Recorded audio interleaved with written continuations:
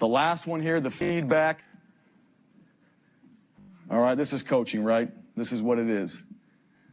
So it's critical that these guys and these performers, and again, now, they're not players, they're performers, and this is my opinion.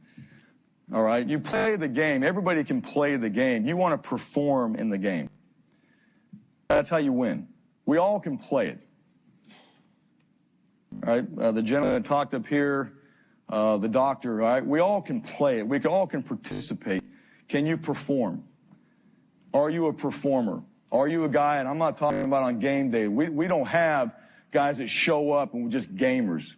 We don't have those guys. We have guys that show up every day. So on Tuesday or Wednesday, can you perform? Because then we'll know what you're going to do when it comes game time.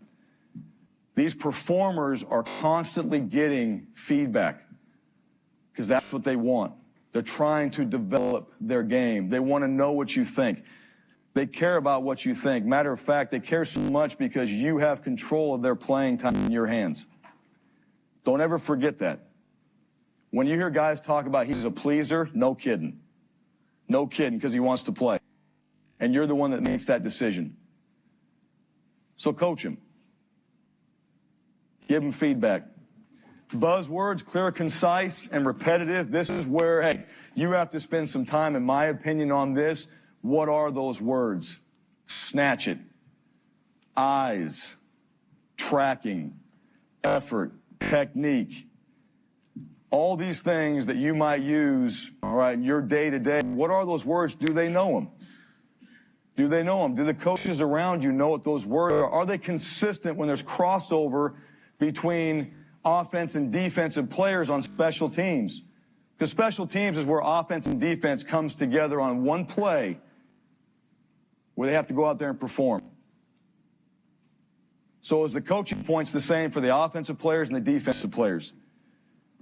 Are the buzzwords the same? Are the coaches speaking the same language? It's hard to do. It takes time to spend together talking about those things.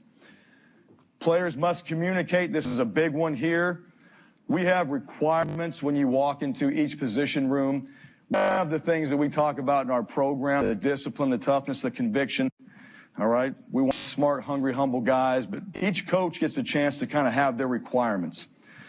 And I started this back when I was the quarterback coach when Kellen Moore played for us in 2008, and I came up with these requirements for the quarterback. The first one was toughness. The second was preparation. The third was decision-making, and the last one was accuracy. I had 4 at the time. When I went to Texas, I added leadership because Mac was like, that guy has to lead our team. I said, I'll put leadership on there. And we still have that today. So there's requirements in every coach's room. And what I would use the requirements for our quarterbacks was you're not getting in the field unless you're these things.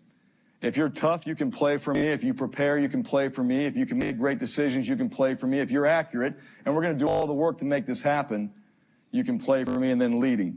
Can you do those things? And so those guys know when they walk in there, hey, this is what we got to do program-wise, but this is what I have to be as a player in this unit to get on that field and play at the level that my coach expects me to play at. So those guys, hey, they're getting this information, all right, those buzzwords that you're using, all right, how you're using it in the meeting rooms, how you're using it on the field, it matters.